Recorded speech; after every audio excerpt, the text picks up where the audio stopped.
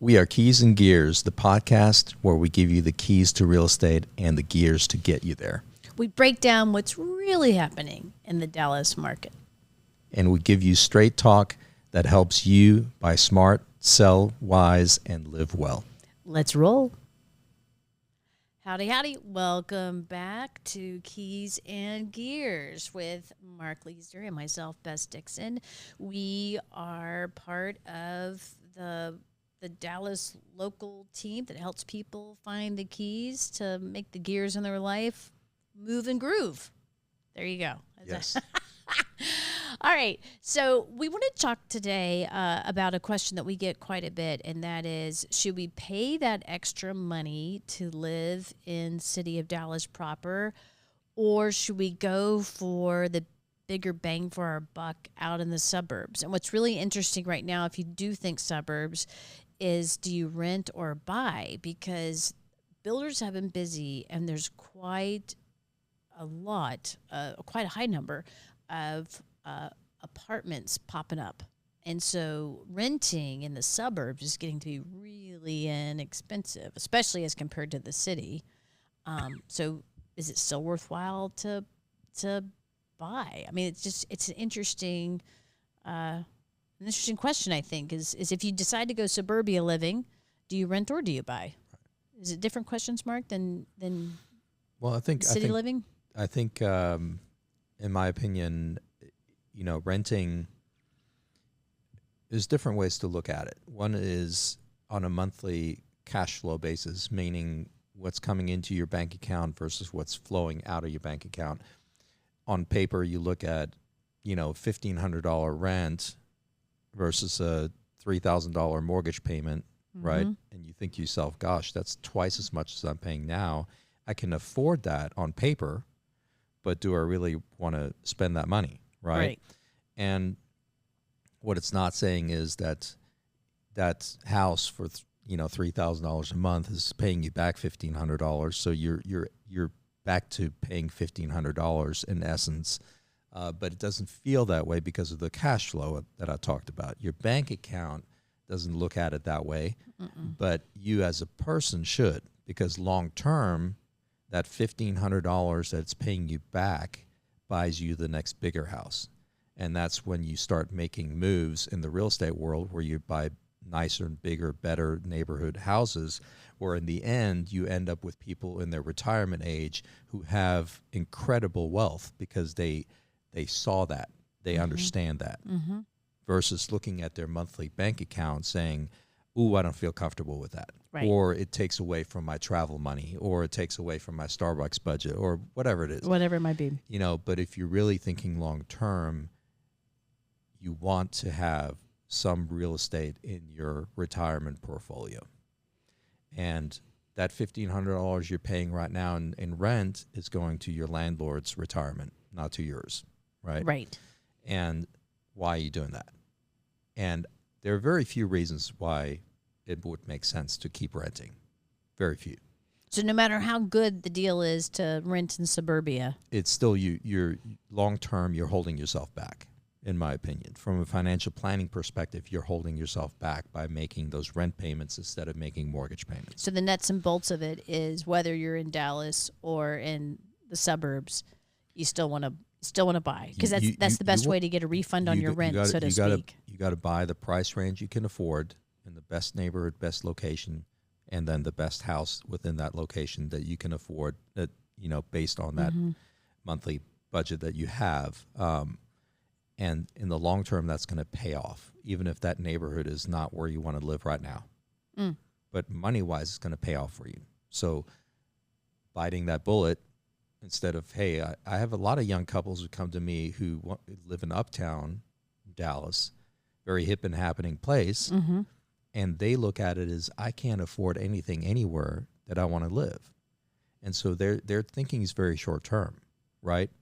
So instead of buying a house in a neighborhood that they can't afford a house in, they keep making $4,000 a month mortgage payments. Rent payments, right?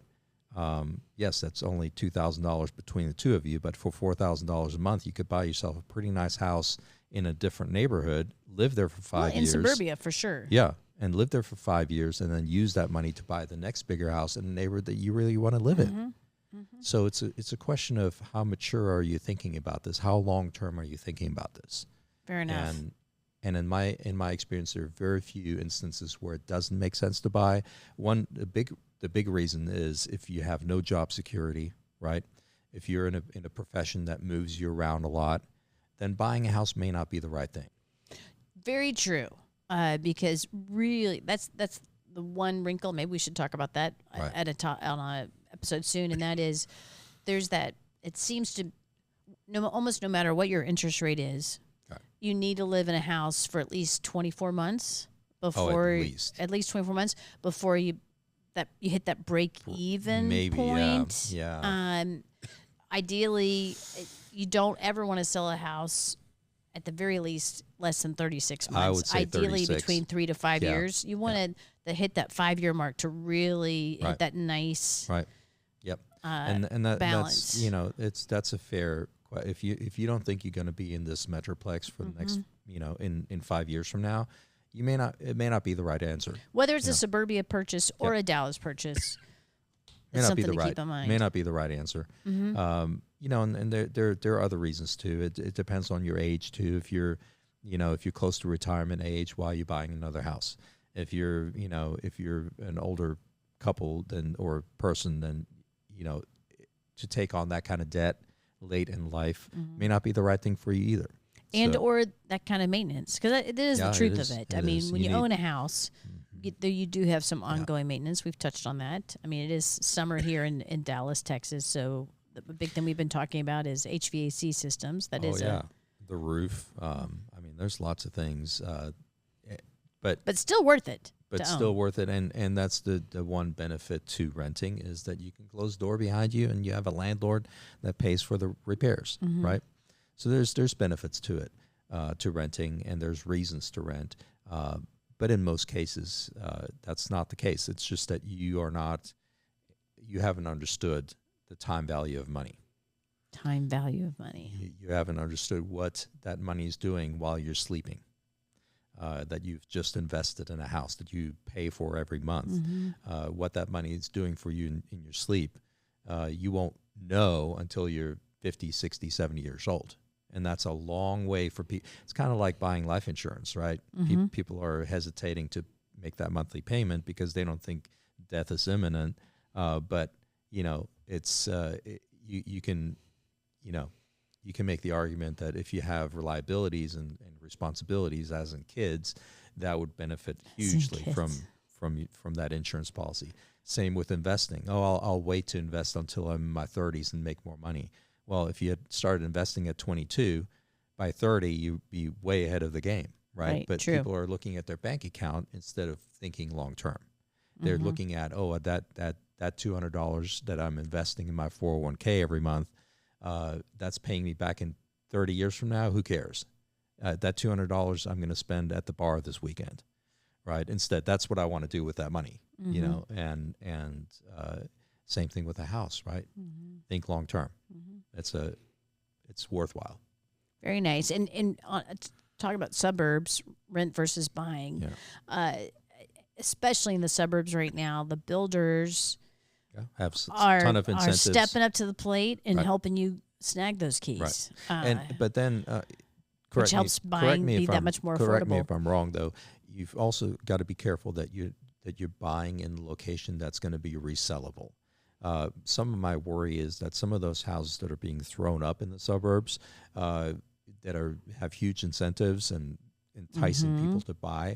What happens 5 years down the road when nothing else has been built around there and it's the only neighborhood left, or there's lots of other buildings going on and now they're competing with the other new construction that's happening. What happens to their price? So in the suburbs, you have to be kind of careful as to not making the wrong long-term decision, if you will. Very true. Very true. And the short-term decision that a lot of buyers fall prey to in the suburbs is forgetting that a builder representative in that model home is a builder representative. Yes, it's not a you consumer representative. No. Real estate professionals, those that are have experience, can bring bring a lot of good tools to Yep. the table. Yep. However the phrase should be. I'm always mangling those.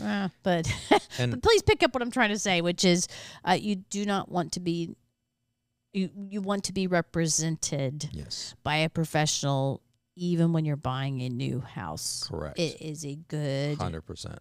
And money in your pocket you want to have an decision. inspection. You want to do all those things you do with it. Otherwise, you do in a home purchase. Mhm. And you know, for my way of thinking is if I bought in the suburbs, I'd be looking at the bigger pictures of how the suburb is developing.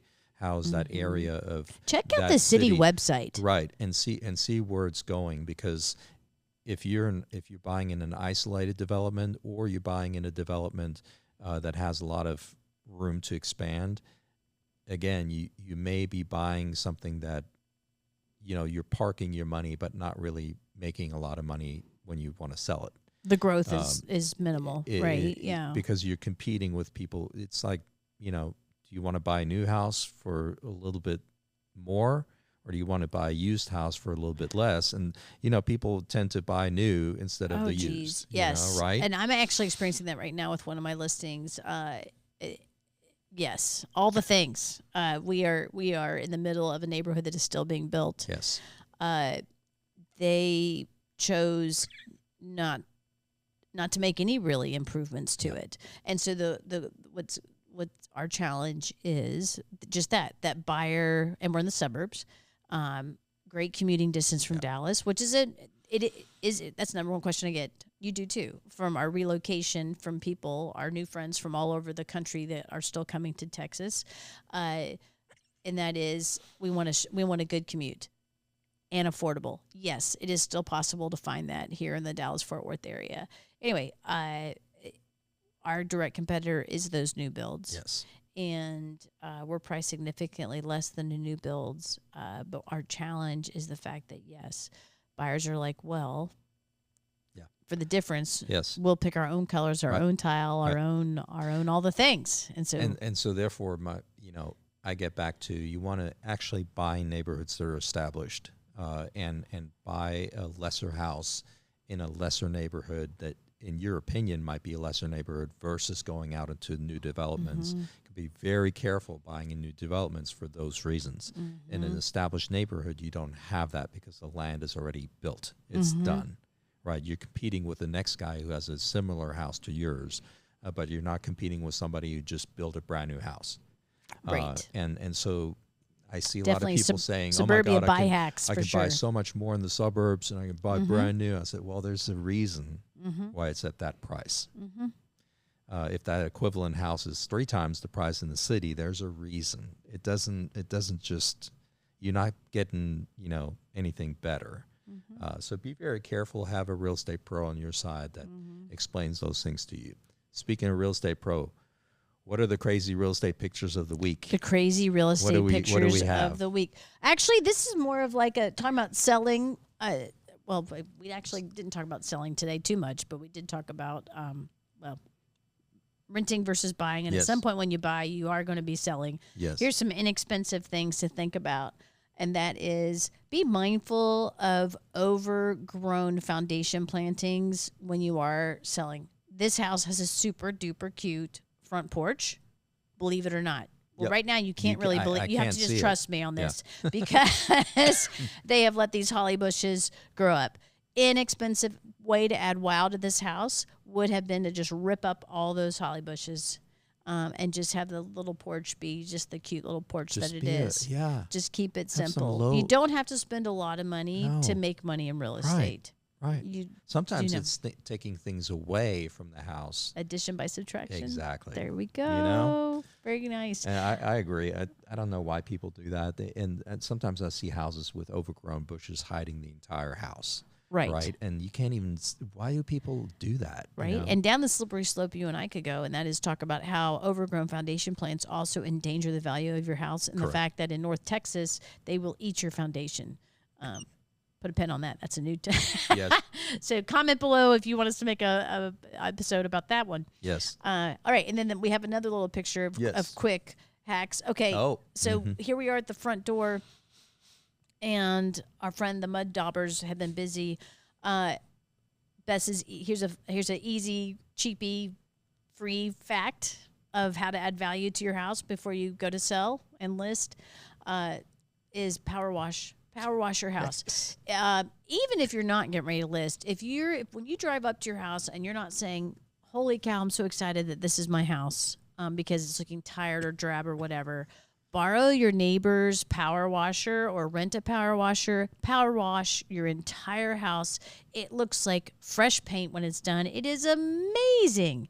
And then follow that up with caulking all your windows. Yes. But number one, power wash your house. This house is getting ready to get power washed. Don't turn it up to the highest level of power wash. Be smart about it. Be gentle. Now, if you don't want to go to all that trouble yourself, believe it or not, expect to pay about $250. Yep. That's it. There's lots of services. To power wash your house. And they do a really good job, too. They do a great job. And a really good power washer runs about $250. Yep. So hire somebody. If you can't borrow it from a neighbor. Renting one will cost you about $75 for 4 hours or something. Plus your time and everything else. Yeah. So it's sometimes just worth it to hire a professional. But there you go. Couldn't agree more. So two quick hacks. If you bought in the suburbs and you're getting ready to sell, watch those foundation plants and power wash the house. 100%. There you go. Thank you. Love that. Love that. All right, there you have it. We're here to Keys help. and Gears, another episode, and we hope to see you next time. Have a great day. We will see you next time. Right? Love you. Like, subscribe Bye. below. Yes. Bye.